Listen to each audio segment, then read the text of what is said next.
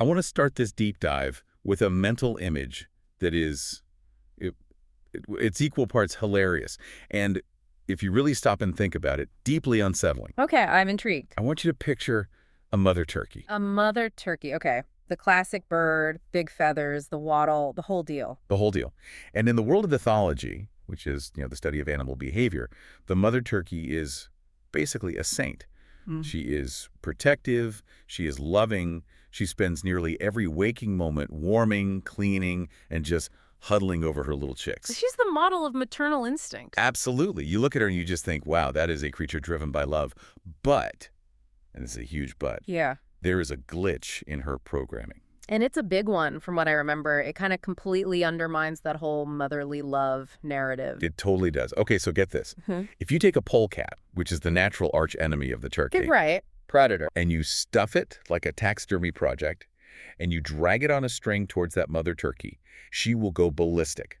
I mean, she'll squawk, she'll peck, she'll claw at it. It is pure, unadulterated rage. Which makes perfect evolutionary sense, right? That's a survival instinct. The polecat eats the babies, so the mother attacks the polecat. Simple. It does make perfect sense. Until you add a tape recorder. Ah, here we go. If you put a little recorder inside that stuffed polecat, and all it does is play the very specific cheep cheep sound of baby turkey, the mother doesn't just stop attacking. She doesn't. She embraces it. She tucks her mortal enemy under her wing. She tries to mother the predator that's designed to kill her offspring. Just because of a sound? A single specific sound? Solely because of the sound. And the moment, the absolute second you turn that little tape off, she attacks it again, ferociously. it's incredible. It's like a light switch. On, Off. Nurture, kill. Exactly. And the reason we are starting here, and the reason we're doing this deep dive into Robert Cialdini's massive seminal work, Influence, the Psychology of Persuasion, is because you, me, and everyone listening, we are not nearly as different from that turkey as we'd like to believe. That is a hard pill to swallow. I mean, I like to think I have free will. I like to think I'm not some bird being controlled by a tape recorder. But we really aren't that different, though. Cialdini's whole body of work is effectively the playbook on why we say yes when we really mean no. But it goes so much deeper than just, sales tactics or marketing tricks. This deep dive is really about the fundamental wiring of the human brain. We have buttons, and when they are pushed, we act. So let's break down that turkey mechanism first, because Cialdini uses this as the foundational metaphor for the whole book. He calls these things fixed action patterns. Right. So in that turkey, the cheep cheep sound is a trigger. Ethologists would call it a releaser. It effectively bypasses the brain's decision-making center, the part that's supposed to say, hey, that looks, smells, and feels like a polecat, maybe I shouldn't hug it. And it sends a signal straight to the muscles. It's what Cialdini famously calls click-whir.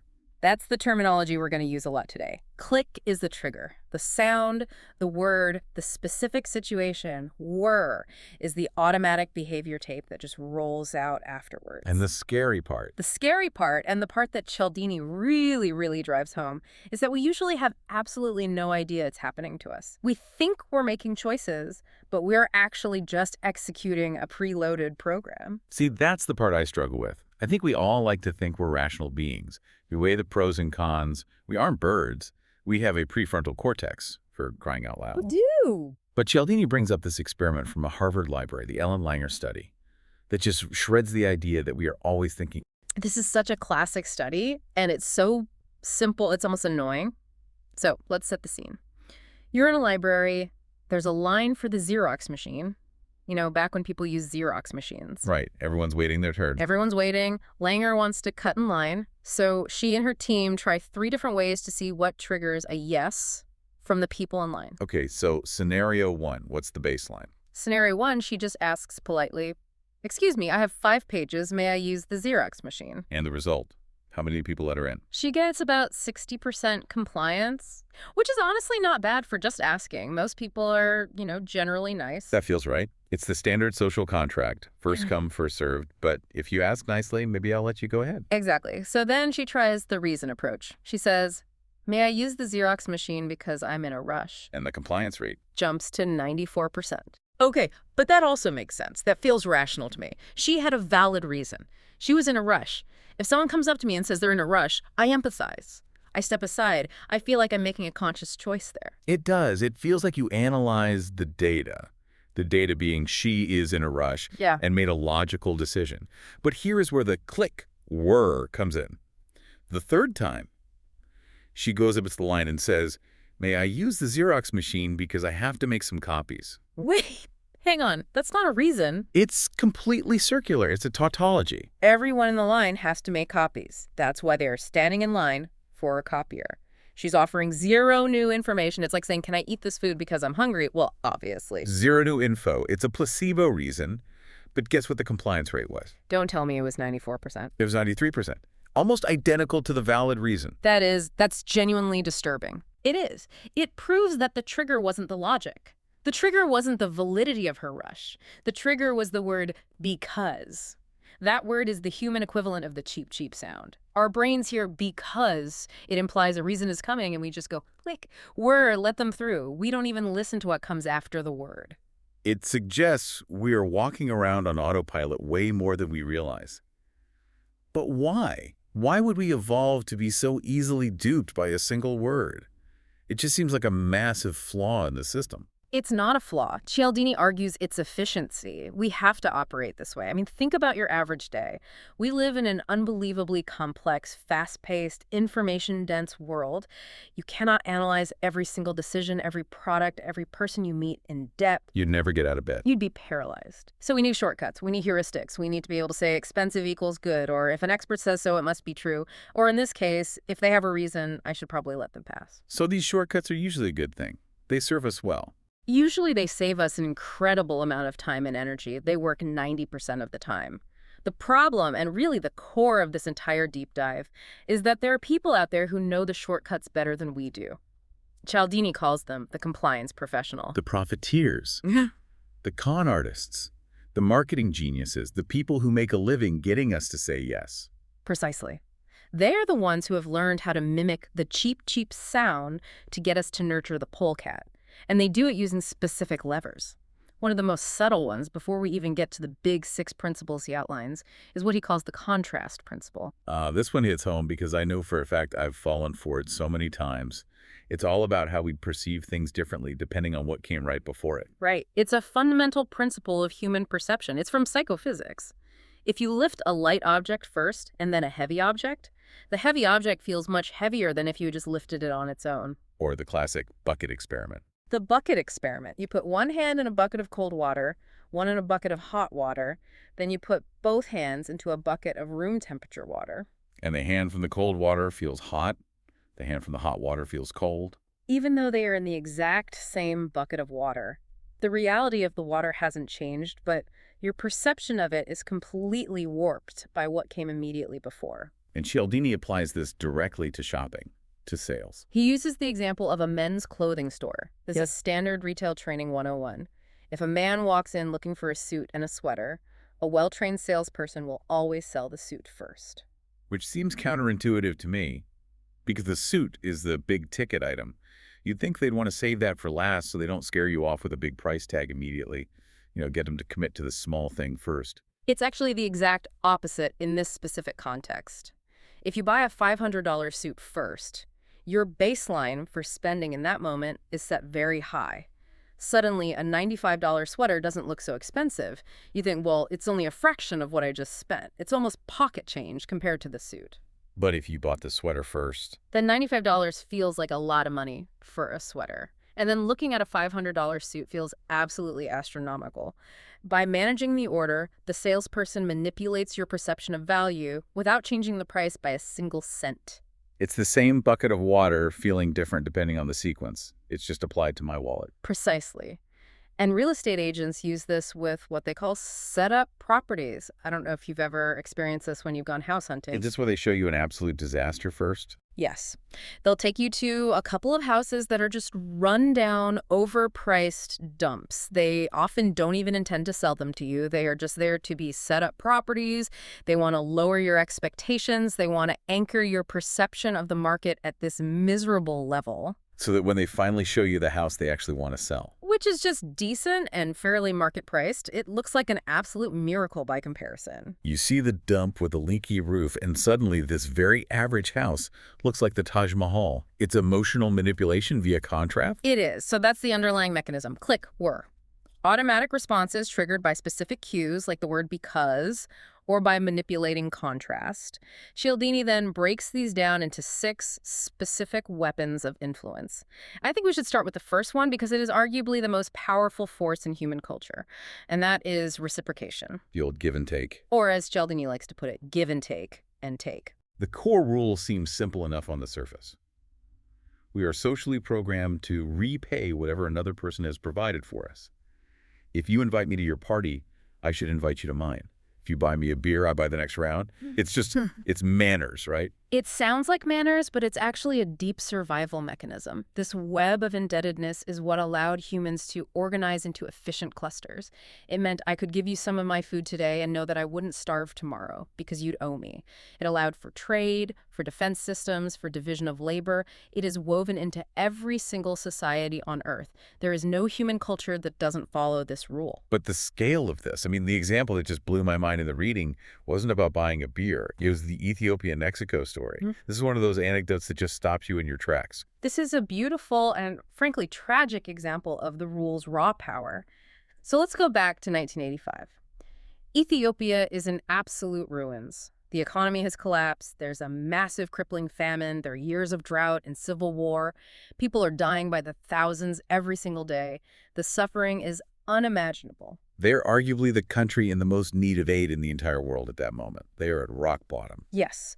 And yet, in 1985, the Ethiopian Red Cross sent $5,000 in aid to Mexico City after an earthquake. It makes absolutely no logical sense. They needed every penny, every resource they had. Why on earth did they do it? Because in 1935, when Italy invaded Ethiopia, Mexico had sent aid to them. 50 years later, despite the devastation, despite the starvation, the obligation to repay that debt transcended immediate survival instincts. That is how deep the hook goes. It can override immediate self-interest. It can override logic. It's a sense of, we are dying, but we owe you. It does, and that's precisely what makes it so exploitable. Because if a rule is that powerful, imagine what happens when someone learns to hack it for their own gain. Because the rule allows for what Cialdini calls the uninvited debt. That's the catch. That's the loophole. The rule says we have to repay favors, but it doesn't say that we have to have asked for the favor in the first place to feel obligated. You can be put in debt entirely without your consent. Enter the Hare Krishnas. The 1970s fundraising masters. If you walk through an airport in the 70s, you saw this firsthand. They realized that just chanting and begging for money wasn't working. People generally didn't like them. They found them annoying or strange. So they couldn't rely on the liking principle. They had to switch tactics to reciprocity. So how did they force the debt? They didn't just ask for money. No, asking is too easy to refuse. They would walk up to a traveler, maybe you're rushing to a gate, you're focused on your flight, and they would press a flower or a book, the Bhagavad Gita, into your hand. And if you tried to give it back, you said, no, thank you. They wouldn't take it. They'd hold up their hands and step back and say, no, it is our gift to you. Now, picture the situation. You are standing there with a flower you never wanted, from a person you don't know, maybe even a person you find irritating. But the reciprocity rule kicks in hard. You feel this tension, this powerful obligation. A literal physical pressure to balance the scales. It feels wrong. You have something of theirs, so you now feel compelled to give them something of yours. Exactly. And the only way to release that psychological tension is to give a donation. They successfully weaponized a flower. Even if you just walk 10 feet away and throw the flower in the trash bin. Which is what many people did. Cialdini actually observed a Krishna member whose job it was to go around to the trash bins, collect all the discarded flowers, and cycle them back to the front to be gifted again. The flower itself was just a trigger. It wasn't about the value of the gift. It was about the triggering of the debt. There was a great study done on this too, the Joe and the Coke experiment. This one really isolates how the feeling of obligation can overpower whether we actually like the person or not. This is the Dennis Reagan study. So in the experiment, Joe is a Confederate, an actor in what's supposed to be an art appreciation experiment. There are 2 scenarios. In one, during a break, Joe just leaves and comes back empty-handed. In the other, he leaves and comes back with 2 Cokes, one for him, one for the participant. And he says, I asked the experimenter if I could get a Coke, and he said it was okay, so I bought you one. Again, it's an uninvited favor. You didn't ask for a Coke, he just gave it to you. Right.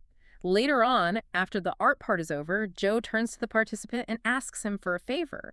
He says, hey, I'm selling raffle tickets for a new car. If I sell the most tickets, I get a $50 prize. Any chance you could buy some, they're 25 cents each. And the results, what was the difference? The people who got the free, unsolicited Coke bought twice as many raffle tickets as the people who didn't. That's a massive return on investment on a 10-cent Coke. But here's the picker, and this is the part that really matters for anyone trying to navigate office politics or sales negotiations. Reagan also had the participants rate how much they actually liked Joe on a scale. For the people who didn't get a Coke, there was a very strong correlation. If they liked Joe, they bought tickets. If they didn't like him, they didn't buy tickets. That's rational. We help people we like. That makes sense. But for the people who got the Coke, it didn't matter if they despised him. They bought the tickets anyway. The obligation of reciprocity completely overpowered the rule of liking. That is frightening. It means you can make an enemy help you if you just do them a small, unsolicited favor first. It neutralizes dislike. That is a compliant superpower. And it gets even more complex from there. It's not just about favors, it's about concessions. This is what Cialdini calls the rejection then retreat technique. The Boy Scout story. This happened to Cialdini himself, didn't it? It did. It's a great personal anecdote. He's walking down the street, and a Boy Scout comes up to him. The scout asks him to buy a ticket to the annual Boy Scout circus for $5. Now, Cialdini doesn't want to go to the circus. He's a busy professor, so he says no. Which is a rejection, the first step. Right. So the scout says, well, sir, if you won't buy a ticket, how about a chocolate bar for $1? And Cialdini buys 2. He bought 2, even though he doesn't even like chocolate. He stood there criticizing himself as he ate them. Why did he buy them? Because the scout made a concession. He retreated from the big request, the $5 ticket, to the small one, the $1 chocolate bar. The unwritten social rule says Cialdini must now reciprocate that concession by meeting him halfway. He moved from no to yes because the scout moved from large to small. This sounds like a harmless little sales tactic until you apply it to something like Watergate. I had never heard this explanation for the Watergate break-in before reading this, but it explains so much. Because let's be honest, looking back at history, the break-in was a monumentally stupid idea. It was incredibly risky, obviously illegal, and G. Gordon Liddy, the mastermind, was a known loose cannon. So why did smart political operators like John Mitchell, who was the chairman of the committee to re-elect the president, approve it? It makes no sense rationally. But Cialdini argues it was a classic case of rejection then retreat. Because Liddy didn't start with the break-in plan. Exactly. If Liddy had walked into that first meeting and said, I have an idea, let's break into the Democratic National Committee headquarters at the Watergate, Mitchell would have kicked him out of the office. But Liddy started with a $1 million plan. It was completely insane. It involved kidnapping squads, mugging teams, a yacht with high-class call girls to blackmail Democrats. It was a cartoon villain's plan. Which Mitchell and everyone else in the room obviously rejected. Of course. It was nuts. So Liddy comes back a week later. He's made a concession. He cuts the kidnapping. He cuts the budget to $500,000. Mitchell rejects it again, but now Liddy comes back a third time. He's got a bare bones plan, just $250,000, just a little wiretapping, little break-in to get some info. And it compared to the yacht and the kidnapping squads. It looked like a massive concession. It seemed almost reasonable in comparison. Mitchell and the others felt obligated to throw him a bone because Liddy had retreated twice. The Watergate break-in was the chocolate bar. That is mind-blowing. The fate of a presidency, the fall of Richard Nixon, hinged on a subconscious psychological compliance trigger. So how do we defend against this? Do we just become hermits and never accept gifts? That seems sad. It is sad, and Cialdini says that's not the answer because many gifts are genuine and we don't want to poison those interactions. He suggests a simple mental reframe. If you accept a favor and you later realize the gift was actually a sales tactic, if you spot the string attached, you are free to treat it as such. You don't owe a salesperson anything for trying to trick you. I love that phrasing he uses. Exploitation does not require reciprocation. Redefine the act in your mind and you break the spell. The obligation vanishes. Okay, let's move to the second weapon of influence. This one is about the stories we tell ourselves about ourselves. Commitment and consistency. Or, as Emerson called them, hobgoblins of the mind. This is the deep, almost obsessive desire to be, and more importantly, to appear consistent with what we have already done or said. Once we make a choice or take a stand, We encounter powerful personal and interpersonal pressures to behave consistently with that commitment. The racetrack example is perfect for this. It's so simple. It is. Cialdini observed people at the track. 10 minutes before the race, they are nervous, they're indecisive, they're still checking the odds, they're fundamentally unsure. Then they go to the betting window and put their $2 down on a horse.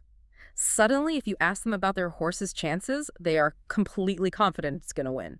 Nothing changed about the horse. The jockey didn't change. The odds didn't change. No, but the bettor changed. They made a commitment.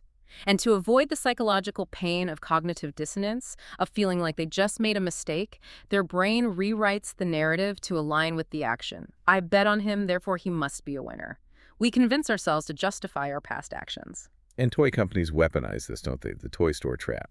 This one felt particularly cruel to parents. This is truly devious marketing. So picture this. It's November leading up to Christmas. You see ads everywhere for this amazing new robot. Your kid sees it. I want that. That's all I want.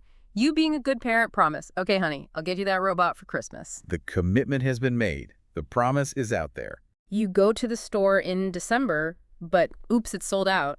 The shelves are empty of that specific robot. Every store you go to, it's gone. So you're forced to buy a substitute. You have to. You can't leave empty-handed on Christmas morning. You buy a different toy, maybe a different robot, of equal value. But then, come January, the ads for the original robot start running again, full blast. And the kid says, you promised. Exactly. You already bought a bunch of toys for Christmas, but your internal need to be consistent with your word, with your promise, forces you to go back to the store and buy the robot. The toy company sells 2 expensive toys instead of 1. They deliberately undersupplied the robot before Christmas to create this consistency trap. That is cold-blooded. But it really shows how powerful a small initial commitment can be, which leads us directly to the foot-in-the-door technique. This is the classic strategy of starting with a very small request to gain compliance for a much larger one later. The most famous study here involves safe driving awareness. Researchers went to a nice suburban neighborhood in California and asked homeowners to put a massive, ugly billboard on their front lawn that said, "Drive carefully." I'm assuming most of them said no. An overwhelming 83% refused. I mean, it blocked the view. It was hideous. It would ruin their property value.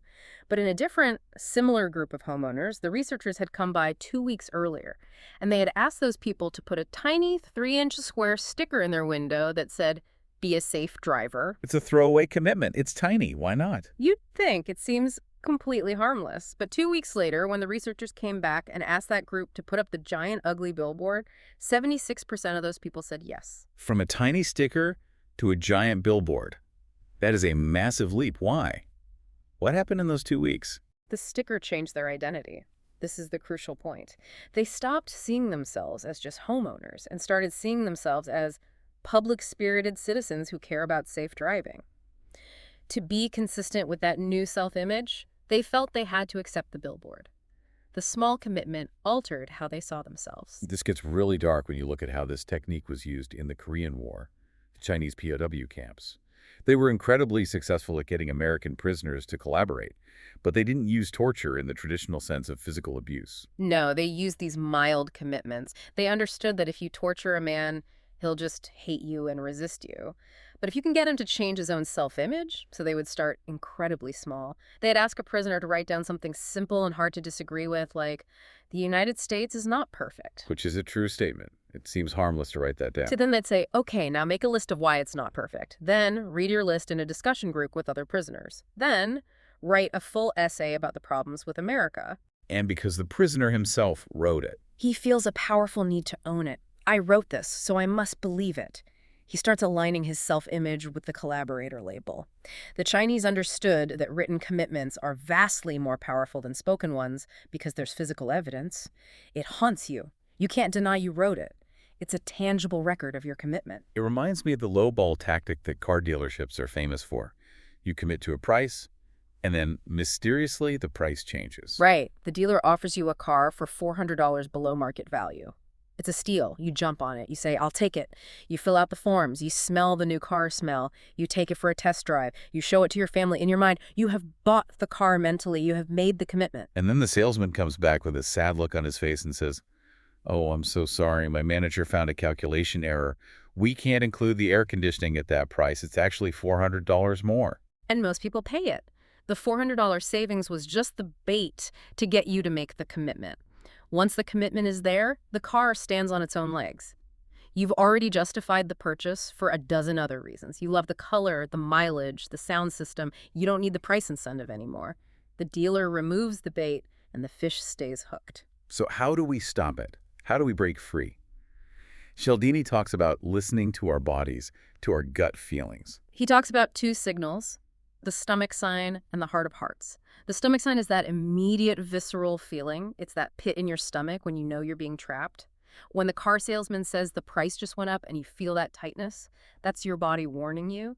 Cialdini says you should literally tell the person, I know what you're doing, I'm not going to fall for it. You just call it out. You call it out. Break the script. And the heart of hearts signal is for when the trap is deeper, more subtle. You have to ask yourself a simple question. Knowing what I know now, if I could go back in time, would I make the same choice? If the answer is no, then stop being consistent with a mistake and walk away. Don't throw good money after bad. That's powerful advice. Let's move to weapon number 3. This is a huge one in the internet age. Social proof. The principle he calls truths are us. The adage here is, as Walter Lippmann said, where all think alike, no one thinks very much. This is the idea that we decide what is correct by finding out what other people think is correct. And the most annoying universal example of this is canned laughter on sitcoms. Laugh tracks. Everyone says they hate them. If you survey people, they call them cheesy, fake, insulting. But the data from TV executives is undeniable. When a show uses a laugh track, audiences laugh longer, they laugh more often, and they rate the material as significantly funnier. Even though we know it's fake, we know there isn't a tiny audience living inside our television. It doesn't matter. It's a shortcut. It triggers the click, whir. The sound of laughter signals this is funny, and we follow the herd. We are conditioned to respond to the social cue, not the reality of the situation. But social proof gets really dangerous when things are uncertain. We have to talk about the Kitty Genovese case, because for decades this was taught as an example of human apathy and cruelty, but Cialdini completely flips it. This was in 1964 in Queens, New York. A woman named Catherine Genovese was attacked and stabbed to death on the street outside her apartment building. It was a prolonged attack. It took over half an hour. The attacker left and came back 3 separate times to continue the assault. And the famous headline was that 38 of her neighbors watched from their windows and did nothing. Not a single person called the police until it was far too late. The press went wild. They called it bystander apathy. They said that city dwellers, especially New Yorkers, were cold and heartless. But Cialdini says that's a complete misreading of the situation. It wasn't apathy. It was a phenomenon called pluralistic ignorance. What does that mean exactly? It means that in an ambiguous situation, we look to other people to see how to react. So imagine you hear a scream outside your window. Is it a murder? Or is it just a loud lover's quarrel? Is that man lying on the sidewalk drunk, or is he having a heart attack? You don't know, so you look out your window at the other bystanders. And they're all looking at you and at each other. Exactly. Everyone is trying to look cool and collected, so you look at them and they look calm, so you think to yourself, well, it must be nothing because no one else is freaking out. And they look at you and you look calm, so they think it must be nothing. So there's safety in numbers, but actually the numbers are the danger. Precisely. It's a paradox. If only one person had witnessed the attack, Catherine Genovese probably would have survived. A single bystander helps about 85% of the time because the responsibility falls 100% on them. But a crowd just watches the crowd. So if I'm having a heart attack in a crowd, what do? What's the defense? Do not shout help. That's too general. The uncertainty will kill you. You need to remove the uncertainty. You need to pick one person out of the crowd. You point directly at them. You, in the blue jacket, I'm having a heart attack. Call an ambulance. You isolate them. You put the responsibility squarely on one person. To break the spell of pluralistic ignorance, you tell them exactly what is happening and exactly what to do. You turn a passive crowd into an active individual. Social proof also works best when we are similar to the people we are watching, right? Yes, this is a critical component. This is the Werther effect. It's tragic. In the 18th century, the writer Goethe published a book called The Sorrows of Young Werther, where the hero commits suicide. It sparked a documented wave of copycat suicides across Europe. But Cialdini shows with modern data that this happens today with news stories. The data is undeniable and chilling. When a suicide hits the front page of the newspaper, suicides in that area increase dramatically in the following week. But what's even stranger is that so do accidental deaths. Single-person car crashes, private plane crashes. People are intentionally driving their cars into trees. It appears so, and it's highly specific. If the front page story is about a young person's suicide, then it's young people who start crashing their cars. If the story is about an older person, older people start crashing.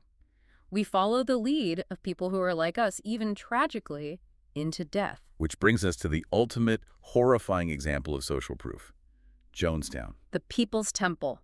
Over 900 people dead in a mass suicide. We tend to think of the leader, Jim Jones, as this hypnotic, charismatic figure, but Cialdini argues that the location was the key to the tragedy. Jones moved his followers from San Francisco to the jungles of Guyana. Total isolation. Total uncertainty. They were in a foreign country, in a dense jungle, completely disconnected from the outside world. The only similar others they had to look to for cues were each other.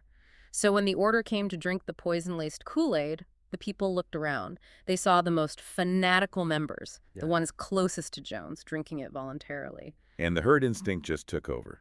If they're doing it, it must be the right thing to do. In that alien, terrifying environment, the social proof of the group was the only reality they had left. It wasn't just blind obedience. It was a desperate search for correct behavior in a complete vacuum of information. It's a terrifying lesson on the danger of echo chambers and isolation.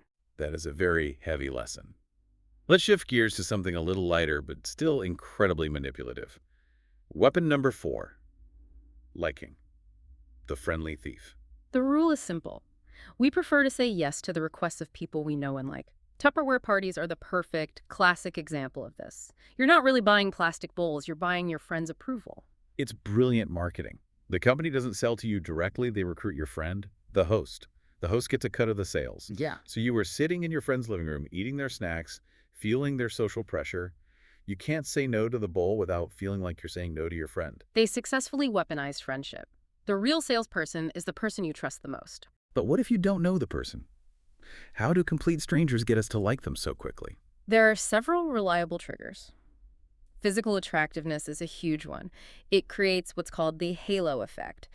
We subconsciously assume that good-looking people are also smart, kind, honest, and talented. Studies show attractive politicians get more votes, and attractive defendants are more likely to get lighter sentences in court. And we don't even realize we're doing it. It's a completely unconscious bias. Another huge factor is similarity. We like people who are like us. There was that hippie versus straight experiment back in the 70s. Right. Researchers dressed up as either hippies or as straight college students and went around campus asking for a dime to make a phone call. If the requester was dressed like the target, they got the dime about 2/3 of the time. If they were dressed differently, less than half the time. So when a salesperson says, "Oh, you're from Indiana. My sister lives in Indiana." Check your wallet. They are manufacturing similarity to trigger the liking rule. Compliments work the same way.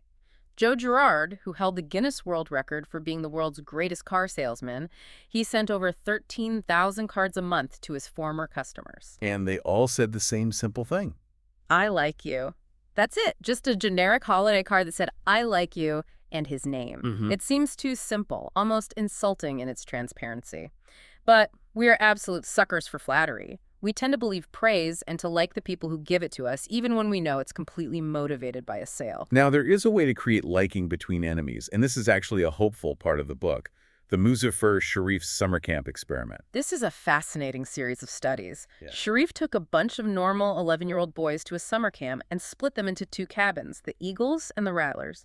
He then manufactured a rivalry, sports competitions, tug of war. Within days, it was like Lord of the Flies. They hated each other. Food fights, raiding each other's cabins, name-calling. So then he tried to fix it. He brought them together for pleasant activities, watching movies, eating together. Let's just all hang out and be friends. It didn't work. It just gave them a new venue to fight.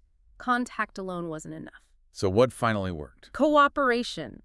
He secretly created crises that could only be solved if everyone worked together. The camp's water truck broke down, and all the boys from both teams had to pull the rope to get it moving.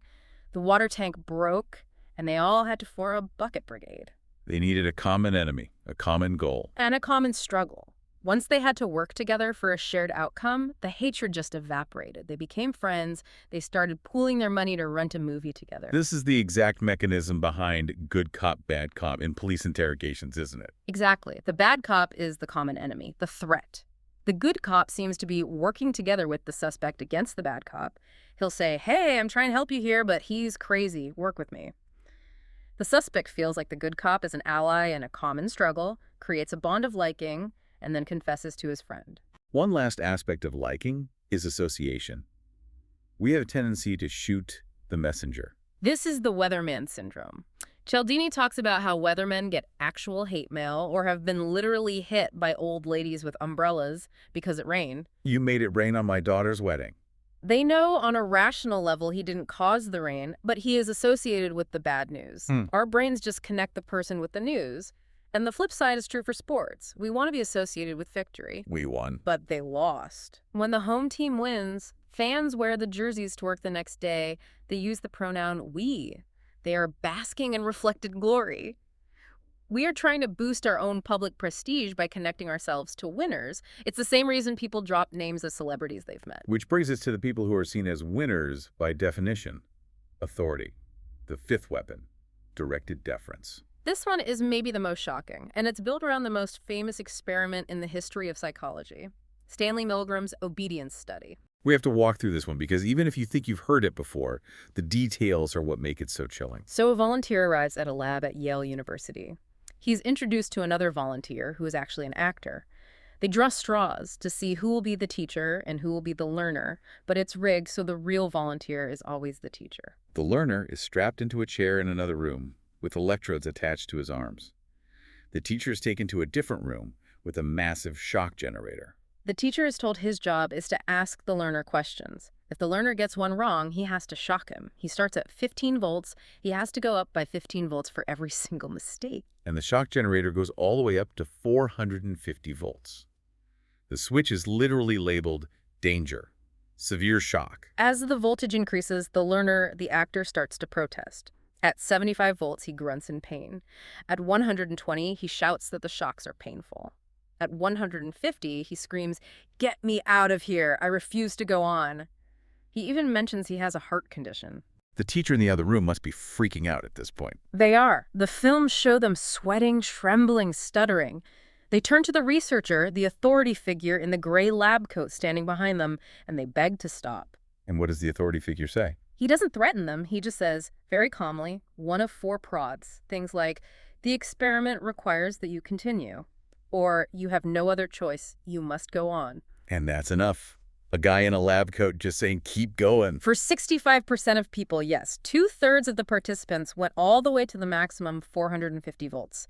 They kept pressing the button even when the learner had gone completely silent, presumably unconscious or even dead. Why? Are 2/3 of people secret monsters? No. Milgram didn't find a group of sadists. He found a group of normal people who are deeply, deeply conditioned to obey legitimate authority. They weren't choosing to shock the man. They were choosing to obey the lab coat. They abdicated their personal responsibility. The expert knows best. So it's not that they wanted to do it. It's that they couldn't figure out how to defy the authority figure in that context. We are trained from birth that obedience to authority is right and disobedience is wrong, and we react to the symbols of authority, not just the substance. Titles are a huge symbol. There is a hilarious and terrifying story from a hospital study about the R ear. A doctor wrote a prescription for a patient with an earache. He abbreviated right ear and wrote, "Place in R ear." R-E-A-R, meaning right ear. But the nurse on duty read it as place in rear, so she administered anal eardrops for an ear infection. And neither she nor the patient questioned it. No, because the authority, the doctor, had written the order. Logic completely turned off. If the doctor said it, it must be right, even if it defies all known anatomy. Clothing is another one. The uniform, the suit. The bank examiner scheme works on this. A con artist wears a conservative 3-piece suit. He looks like a banking official. He goes to an elderly person's home and tells them he needs their help to catch a corrupt teller. "You need to withdraw all your money and give it to me so we can use it as evidence." And they do it because he looks the part. He's wearing the costume of authority. Or the jaywalker study. Researchers found that people will follow a jaywalker into dangerous traffic 3.5 times more often if he is wearing a business suit and tie versus if he's wearing regular work clothes. We just trust the suit. Even our cars have become authority symbols. It's incredible. Studies show that people will honk their horns almost immediately if an economy car doesn't move at a green light. But if it's a luxury car, they wait, they hesitate. They show deference to the chrome and leather. So to defend ourselves, we have to ask two simple questions. That's Cialdini's advice. First, is this authority truly an expert?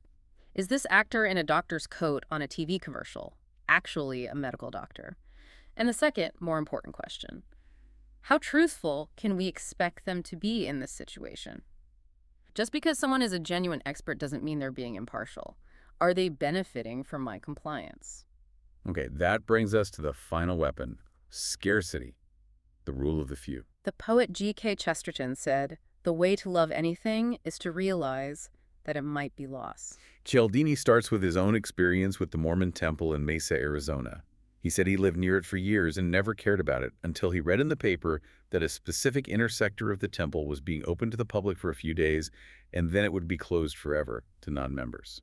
And suddenly he had to see it. He felt an urge. The temple hadn't changed. The architecture was the same. The only thing that changed was his access to it. Opportunities seem more valuable to us when their availability is limited. This is the limited number tactic. Sorry, it's the last one in stock. Or the deadline tactic. The sale ends at midnight. It creates a sense of urgency that is designed to bypass our critical thinking. The boiler room stock scam is the extreme version of this. A man named Daniel Gulbin lost $18,000 to this. The scammers on the phone told him he had to buy silver futures right now. The market is moving. We can't hold this price for you. You have to decide in the next 60 seconds. They created an artificial deadline so he wouldn't have time to think or do any research. It's rooted in the psychological principle of loss aversion, right? Yes. The threat of losing something is a much more powerful psychological motivator than the promise of gaining something of equal value. We are more afraid of losing $20 than we are excited about finding $20. And this ties into psychological reactance, the terrible twos. When you tell a 2-year-old they can't have a specific toy, they want that toy more than any other. Why? Because you're restricting their freedom. Yeah. We hate losing our freedoms, and we react against it by wanting the forbidden thing even more. It's the Romeo and Juliet effect. Exactly. The intense parental interference in their relationship didn't stop the love. It intensified it. The barrier made the forbidden fruit sweeter. If their parents had just shrugged and said, fine, whatever, the relationship probably would have fizzled out on its own. Now, Cialdini says scarcity works best under two specific conditions. First, what he calls new scarcity. He describes a cookie experiment. Participants were given a cookie from a jar. Some jars had 10 cookies, others had only 2. Unsurprisingly, they rated the cookies from the jar with only 2 as more desirable. Standard scarcity equals value. But then they did a twist. Some participants were first shown a jar with 10 cookies, and then the experimenter took 8 of them away, leaving only 2. Those cookies, the ones that had become newly scarce, were rated the most desirable of all. Because we had something, and then we lost it. That is the most volatile and powerful kind of scarcity. And Cialdini connects this directly to social and political revolutions. Revolutions don't usually happen when people are consistently downtrodden. They happen when a period of improvement and rising expectations is followed by a sharp reversal. The loss of those new freedoms triggers the explosion. He mentions Gorbachev's Russia. He gave the people a little freedom with glasnost. And when the hardliners tried to take it back with a coup, the people fought for it in a way they wouldn't have before. The second optimal condition is competition. It's not just that there are only a few cookies left, it's that someone else is going to eat them if I don't act now. The fishing chum effect. Right. When you throw bloody chum in the water, a school of fish goes into a feeding frenzy. They bite bare hooks. Department stores do this with Black Friday loss leaders. They put a few TVs on sale at a crazy low price to get a stampede of people fighting over them. And once you are physically fighting other people for the TV, you aren't thinking about the quality of the TV anymore. You're just thinking about winning the fight.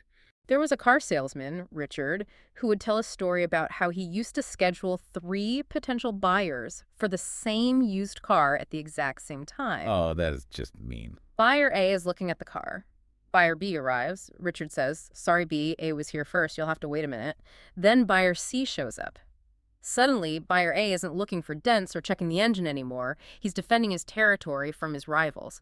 He buys the car at full price just to keep B and C from getting it. So scarcity plus rivalry equals complete irrationality. It creates a physical, emotional flush. That feeling is your warning sign. Cialdini says if you feel that panic, that rush of, I have to have it now, you need to stop, pause. The scarcity doesn't make the car drive better or the cookies taste better. It just makes your brain want it more. So we've covered all 6: reciprocity, commitment and consistency, social proof, liking, authority, and scarcity. That is a massive arsenal of influence. And as we move forward into an age with even more information, these are going to become more important, not less. Because of the information overload, the constant barrage of data. We are drowning in data. We need these shortcuts more than ever. We need to be able to trust authority and follow social proof because we simply do not have the time to personally research every single decision. But that makes us that much more vulnerable to the fakers, to the people who exploit the shortcuts. Exactly. And that's why Cialdini's final call to action is not just to understand these tools for our own defense, but to actively defend the integrity of the tools themselves. If someone uses a fake laugh track, turn off the TV. If a salesperson fakes a concession to get a bigger sale, call them on it and walk away. We have to be like the jiu-jitsu master. Use their own strength against them. If we don't fight back against the fakers, our shortcuts will become useless and we'll be left with no way to navigate the world. If we allow the cheap tape to fool us every time, then we are just turkeys. But if we learn to recognize the tape, we can step back, laugh at the stuffed polecat, and make our own real decisions. And that is a powerful thought to end on. You don't have to be a turkey. Thanks for joining us on this deep dive into the human mind. It was a real pleasure. We'll see you next time.